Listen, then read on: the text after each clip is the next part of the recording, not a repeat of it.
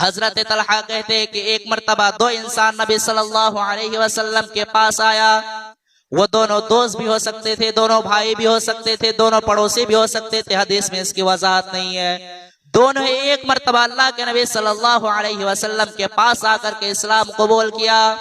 उसमें से एक दीन के मामले में ज्यादा खिदमत करता था, दीन के मामले में ज्यादा मेहनत करता था, और वो इंसान जो दीन के मामले में ज्यादा मेहनत करता था वो जंग में जाकर के अल्लाह तबारक व तआला के रास्ते में शहीद हो गया।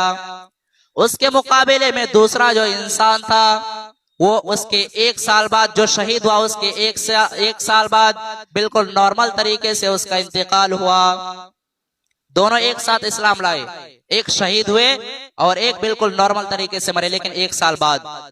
हजरत तलहा कहते हैं कि मैंने ख्वाब में देखा कि मैं जन्नत के दरवाजे पर खड़ा हूँ, इतने में जन्नत से एक फरिश्ता आया और वो इंसान जो दीन के मामले में कम खिदमत करता था, जिसका 1 साल बाद इंतकाल हुआ था, उसे जन्नत में लेकर के चला गया। फिर वो फरिश्ता दोबारा आया और जो शहीद हुआ था, दीन के मामले में ज्यादा खिदमत करता था, उसे जन्नत में लेकर के चला गया।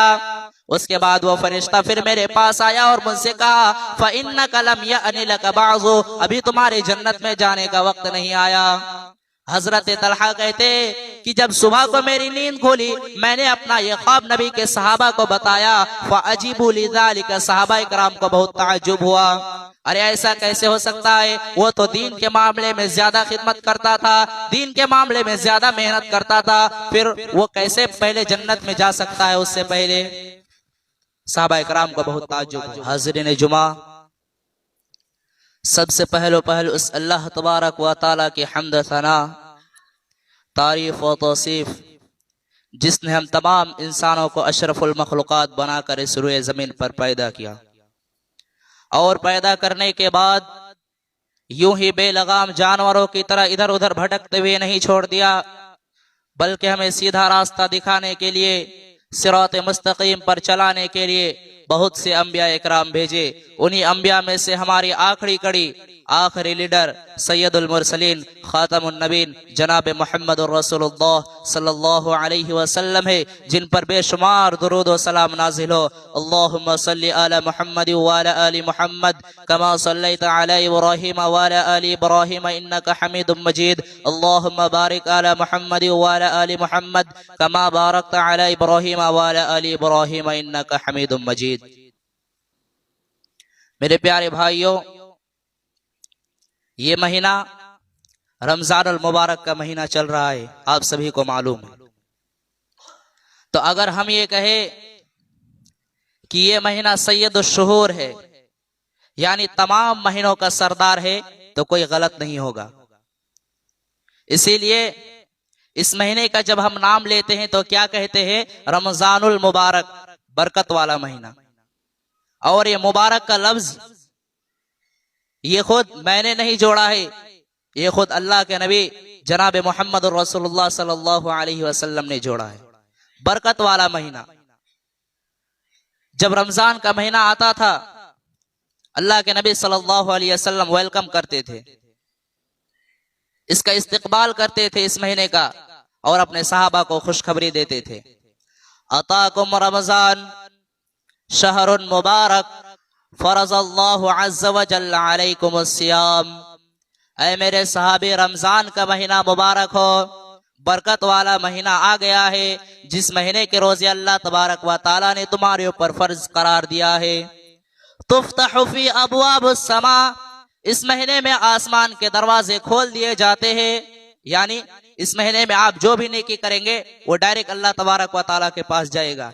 इसीलिए जनाब मोहम्मद रसूलुल्लाह सल्लल्लाहु अलैहि वसल्लम फरमाते हैं कि तुफ्तहु फी अबवाबुस समा, इस महीने में आसमान के दरवाजे खोल दिए जाते हैं। व तुगलक़ु फी अबवाबुल जहीम, और जहन्नम के दरवाजे बंद कर दिए जाते हैं। व तुगल्लु फीहि मरदतुश शयातीन, शरकश शैतानों को इस महीने में कैद कर दिया जाता है। लिल्लाहि फीहि लैलतुन खैरुम मिन अल्फि शहर, अल्लाह की कसम, इस महीने में एक रात ऐसी है जो 1000 महीनों की इबादत से बेहतर है। नबी सल्लल्लाहु अलैहि वसल्लम ने फरमाया, मन हुरिमहा फक़द हुरिम, जो उस एक रात की इबादत से महरूम हो गया, उससे बड़ा बदनसीब कोई नहीं है, उससे बड़ा महरूम कोई नहीं है।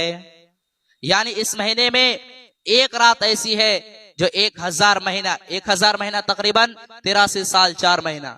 यानी इस महीने में एक रात ऐसा है कि उस रात में अगर आप इबादत कर लेंगे तो 83 साल 4 महीने की इबादत से बेहतर है। जो उस रात की इबादत से महरूम हो गया उससे बड़ा बदनसीब कोई नहीं है। और रात किसको बोलते हैं? मगरिब के बाद से लेकर के फजर तक तकरीबन 14-15 घंटा। यानी ये इतना कीमती वक्त है कि आपको 1000 महीनों की इबादत से बेहतर आपको नेकी मिल सकता है। वो महीना बिल्कुल आ चुका है। और हमारे घर में जब कोई मेहमान आता है तो हम उसका इस्तकबाल करते हैं, उसकी इज्जत करते हैं। ये रमजान भी तो मेहमान बन करके आया है। ये रमजान वो मेहमान बन करके आया है कि अल्लाह तबारक व ताला की रहमतें लेकर के आया है। हम अगर चाहे तो इस महीने में कुरान पढ़ करके अल्लाह तबारक व ताला के मुकर्रब बन सकते हैं। इस महीने में रोजा रख करके अल्लाह तबारक व ताला के मुकर्रब बन सकते हैं। इस महीने में नेकी करके, इस महीने में कुरान की तिलावत करके, तरावी की नमाज पढ़ करके, एक दूसरे के मदद करके हम गुनाहों के बादलों को छाट सकते हैं। होना तो ये चाहिए ताकि हमारे दिल में एक बेचैनी होती, रमजान का महीना आ गया है, ये चला जाएगा, उससे पहले पहले हम की कर ले। लेकिन कुछ लोगों के दिमाग में फिक्र हो रहा है कैसा महीना आ गया है, दिन भर भूखे प्यासा रहना पड़ता है, तरावी की नमाज खड़ा होकर पढ़ना पड़ता है 1-1.5 घंटा, उसके बाद फजर से पहले सहरी खाओ, नमाज पढ़ो, कैसा महीना आ गया है। अफसोस की बात है अगर ये महीना चला जाए और आप अगर नेकी ना कर पाए, बहुत अफसोस की बात है। इस महीने की कदर करो, कभी जाओ और समाज में नजर भी दौड़ाओ। हम और आप बड़े खुशनसीब लोग हैं कि अल्लाह तबारक व ताला ने हमारे गुनाहों को बख्शवाने के लिए एक रमजान और दिया है हमें और आपको। कभी समाज में जाकर के देखो कितने लोग पिछले साल हमारे और आपके साथ खड़ा होकर तरावी की नमाज पढ़ी, कितने लोगों ने हमारे साथ बैठ करके सहरी खाए। आज जो अल्लाह तबारक व ताला के पास चले गए, उसे रमजान जैसा बाबरकत महीना नहीं मिला। हम और आप खुशनसीब है। ये सिर्फ ये बात नहीं है कि उसमें सिर्फ जवान ही लोग मरे हैं, उसमें सिर्फ बुजुर्ग लोग मरे हैं। जाके देखो उसमें 60-70 साल का मुसलमान ही नहीं बल्कि 30-40 साल का मुसलमान भी उसमें मरे। हम और आप खुशनसीब है। एक रमजान और मिला है, इसमें अपने गुनाहों की बख्शिश करवा लो। और मैं आपको एक बात ये भी बता दूं कि अगर हमें 2025 का रमजान मिल रहा है, जिसे 2024 का रमजान मिला और 25 के आने से पहले वो दुनिया से चला गया, तो वो इंसान आपके बराबर नहीं हो सकता अगर आप रमजान को रमजान की तरह गुजारेंगे। आइए मैं आपको एक हदीस सुनाता हूँ, इब्ने माजा की सही हदीस है। हदीस के रावी कौन है? हजरत तलहा बिन उबैदुल्लाह।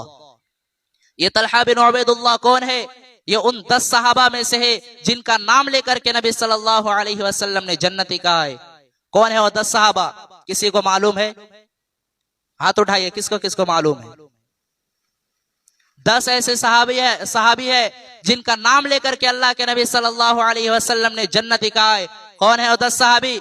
अबू बकर सिद्दीक, उमर फारूक, उस्मान गनी, हजरत अली, हजरत तलहा बिन उबैदुल्लाह, हजरत जुबैर रज़ी अल्लाहु अन्हु, हजरत सअद बिन अबी वक़ास, हजरत सईद बिन ज़ैद, हजरत अब्दुर्रहमान इब्न औफ, हजरत अबू उबैदा इब्न जर्राह। ये 10 ऐसे सहाबी है जिनका नाम लेकर के नबी सल्लल्लाहु अलैहि वसल्लम ने कहा कि ये 10 सहाबी जन्नती है।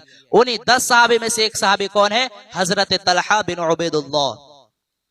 हजरत तलहा कहते हैं कि एक मर्तबा 2 इंसान नबी सल्लल्लाहु अलैहि वसल्लम के पास आया। वो दोनों दोस्त भी हो सकते थे, दोनों भाई भी हो सकते थे, दोनों पड़ोसी भी हो सकते थे, हदीस में इसकी वजाहत नहीं है। दोनों एक मर्तबा अल्लाह के नबी सल्लल्लाहु अलैहि वसल्लम के पास आकर के इस्लाम कबूल किया। उसमें से एक दीन के मामले में ज्यादा खिदमत करता था, दीन के मामले में ज्यादा मेहनत करता था, और वो इंसान जो दीन के मामले में ज्यादा मेहनत करता था वो जंग में जाकर के अल्लाह तबारक व ताला के रास्ते में शहीद हो गया। उसके मुकाबले में दूसरा जो इंसान था वो उसके 1 साल बाद जो शहीद हुआ, उसके एक साल बाद बिल्कुल नॉर्मल तरीके से उसका इंतकाल हुआ। दोनों एक साथ इस्लाम लाए, एक शहीद हुए और एक बिल्कुल नॉर्मल तरीके से मरे, लेकिन 1 साल बाद। हजरत तलहा कहते हैं कि मैंने ख्वाब में देखा कि मैं जन्नत के दरवाजे पर खड़ा हूँ, इतने में जन्नत से एक फरिश्ता आया और वो इंसान जो दीन के मामले में कम खिदमत करता था, जिसका 1 साल बाद इंतकाल हुआ था, उसे जन्नत में लेकर के चला गया।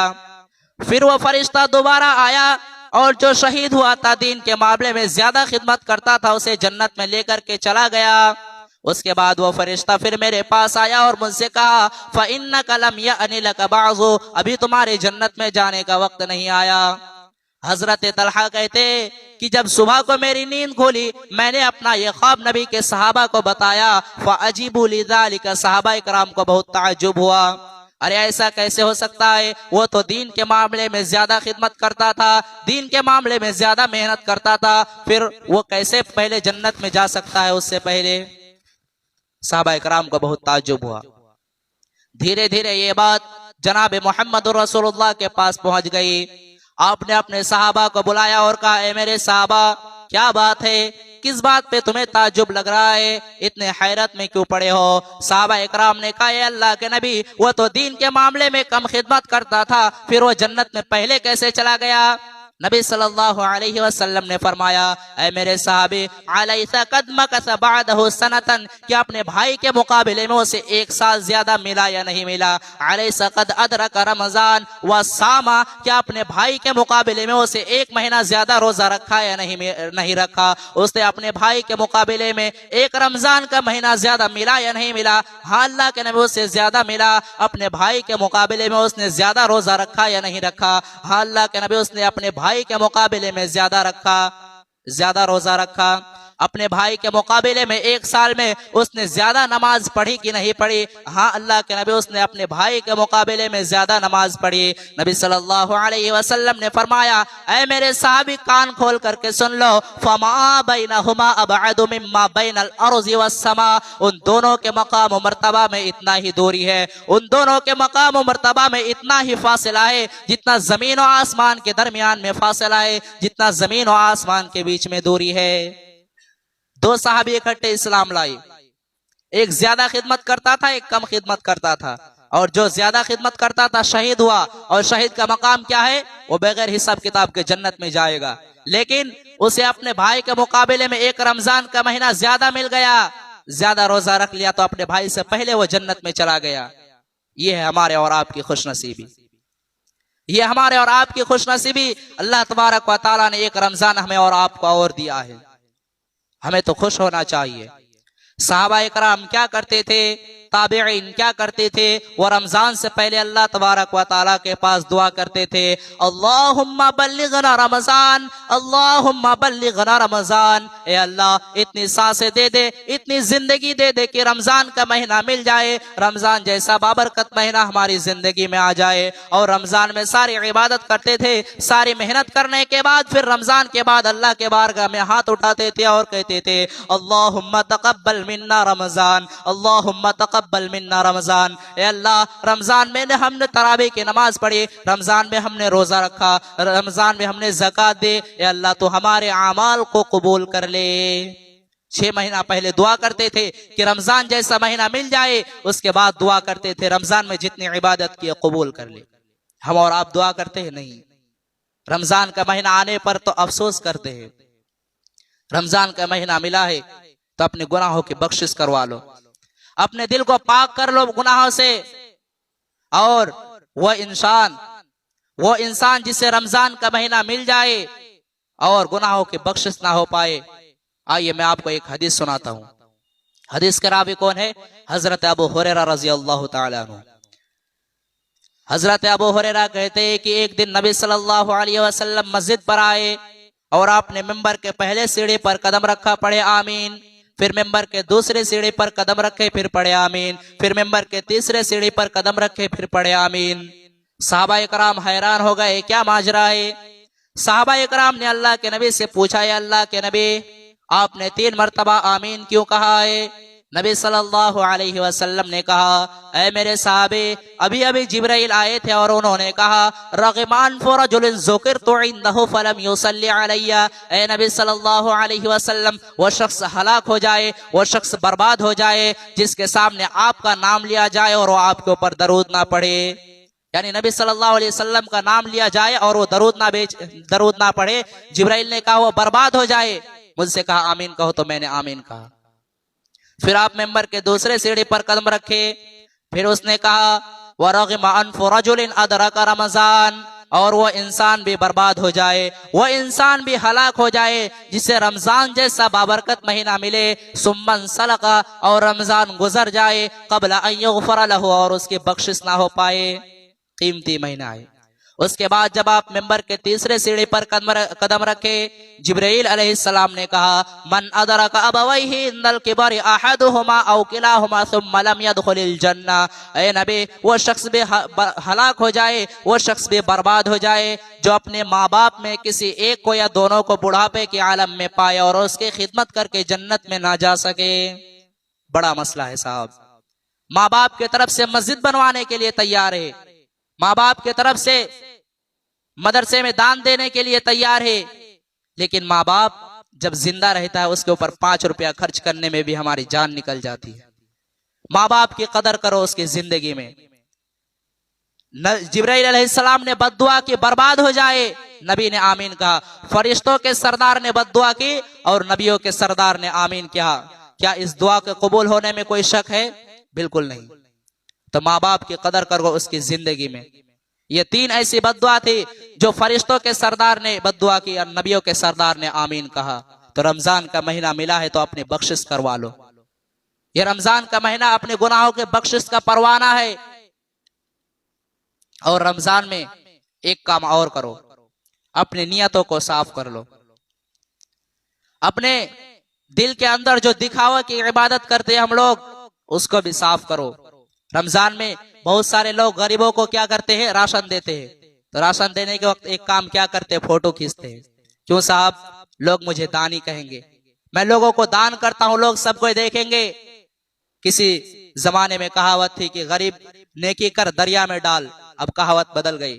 नेकी कर फेसबुक पे डाल, नेकी कर व्हाट्सएप पे डाल, नेकी कर स्टेटस लगा, कहावत बदल गई। नेकी करो तो ऐसे करो कि तुम्हारे और रब के दरमियान हो। गरीब की मदद के नाम पे उसकी इज्जत को नीलाम करते हो। तुमने गरीब की मदद क्या की? उसकी इज्जत को नीलाम कर दिया। जिस गरीब की कैमरे के सामने उसका फोटो लिए दुनिया देखेंगे तो क्या कहेंगे? गरीब की मदद के नाम करने पर कुछ इबादत ऐसी करो, दिल को साफ कर लो। इबादत ऐसी तुम्हारे और रब के दरमियान हो, वो इबादत तुम्हारे और रब के दरमियान हो। और रोजा बिल्कुल एक ऐसा ही इबादत है।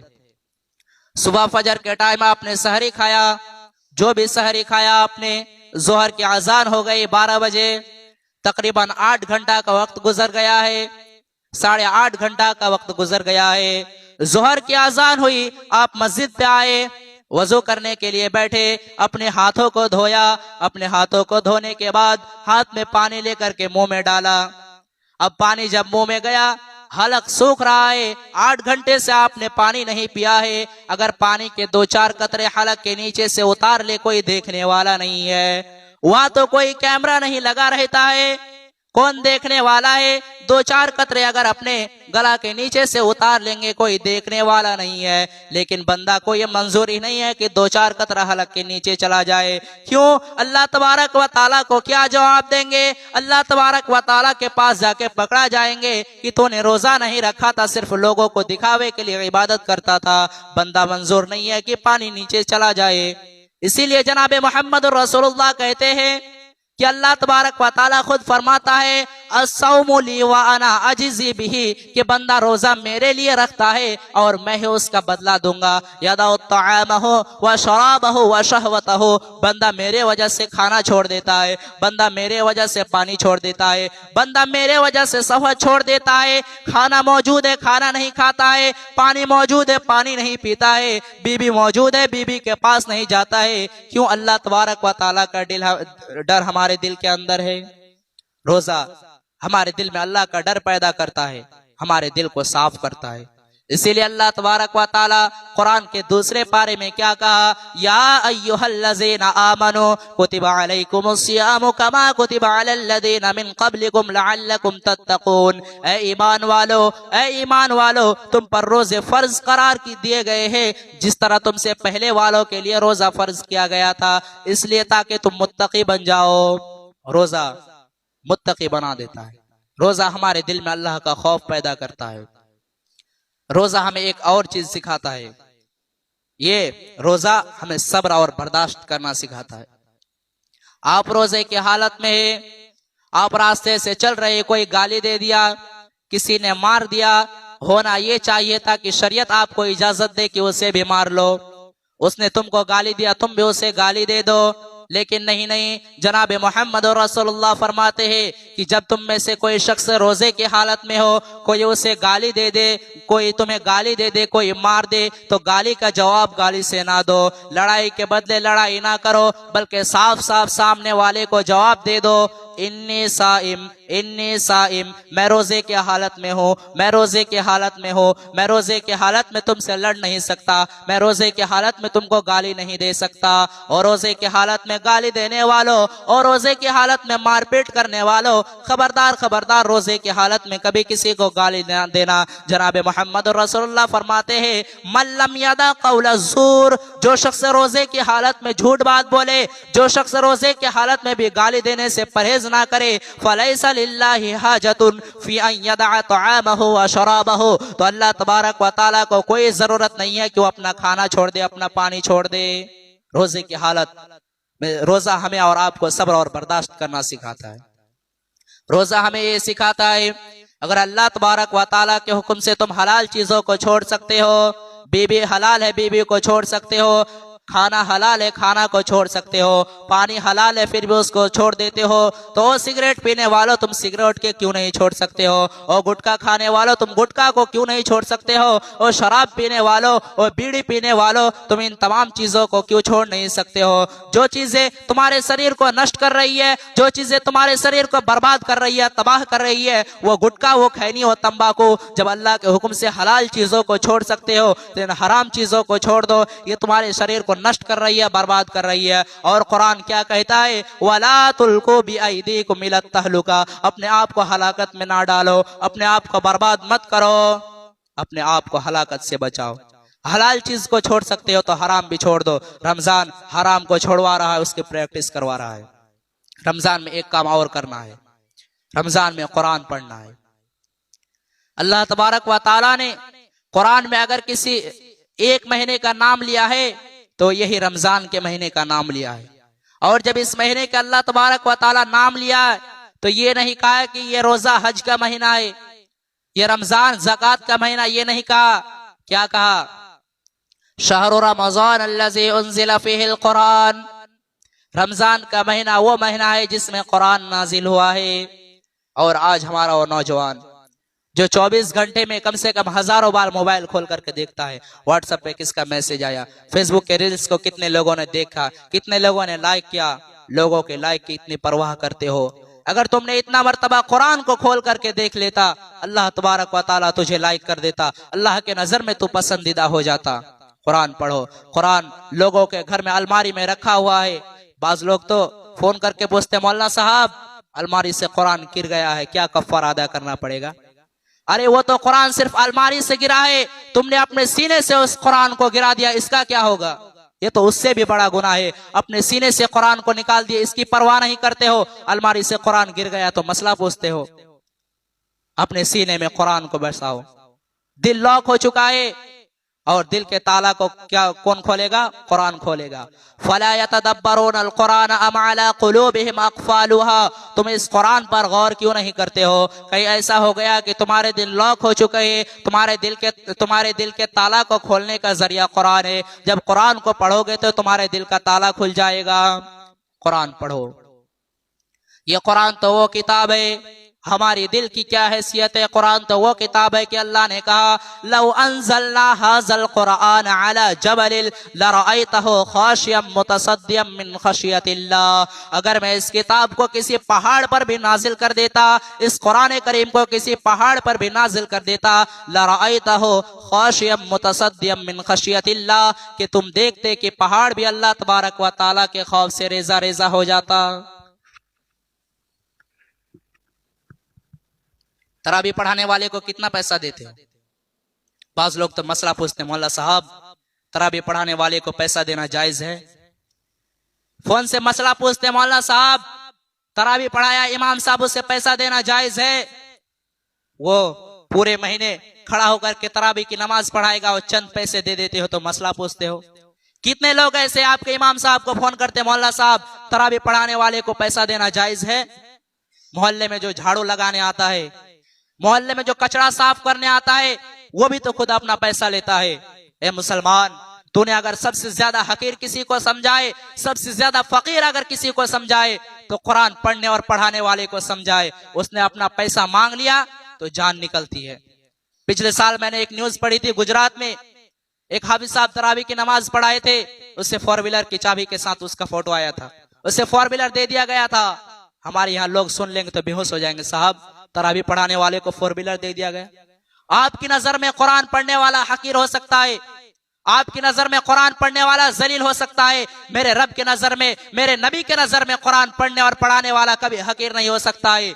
मेरे रब के नजर में कुरान पढ़ने और पढ़ाने वाले का इतना ऊंचा मकाम है, नबी के नजर में इतना ऊंचा मकाम है। अल्लाह के नबी सल्लल्लाहु अलैहि वसल्लम फरमाते हैं, खैरुकुम मन तअल्लमल कुरान व अल्लमा, अरे तुम में सबसे बेहतरीन शख्स वो है जो कुरान को पढ़े और दूसरे को पढ़ाए, जो कुरान को सीखे और दूसरे को सिखाए। याद रखो मेरे प्यारे भाइयों, अपने औलाद के लिए हलाल नहीं कमाते हो, हराम भी कमाते हो। बहुत सारे लोग, कितने लोग ऐसे हैं औलाद के लिए दूसरे का जायदाद हड़प जाते हैं। क्यों? हमारे औलाद ताकि आराम से जिंदगी गुजारे। ये औलाद भी कल कयामत के दिन तुम्हारा काम नहीं आएगा। औलाद खुद अपने आमाल को लेकर के परेशान रहेगा। लेकिन हाँ, याद रखो मुसलमानों, अगर तुमने कुरान को सही ढंग से पढ़ा होगा तो ये कुरान कल कयामत के दिन तुम्हारे लिए गवाही देगा। इक़राउल कुरान, ओ लोगों कुरान पढ़ा करो, कुरान की तिलावत किया करो। फ़इन्नहु याती यौमल क़ियामति शफ़ीउन लिअस्हाबिही, क्योंकि कुरान कल कयामत के दिन कुरान पढ़ने वालों के लिए सिफारिश लेकर के आएगा। कुरान कहेगा, या अल्लाह, जब दुनिया रात को बिस्तर में सोया करती थी, तेरा ये बंदा खाली टाइम में कुरान पढ़ा करता था, रातों को जाग करके कुरान पढ़ा करता था, कुरान की तिलावत करता था। तो कुरान पढ़ो और कुरान पढ़ने वालों की इज्जत भी करो। बहुत सारे लोग कहते, मौला साहब टाइम नहीं मिलता, कब कुरान पढ़ेंगे, कब कुरान पढ़ेंगे, काम में मशगूल रहते, कब कुरान पढ़ेंगे, टाइम नहीं मिलता है। मैं आपको एक तरीका बताता हूँ। हमारे यहाँ तो कुरान नहीं है, हाफिज कुरान। एक पारे में 20 पेज होते हैं। कितने पेज? 20 पेज।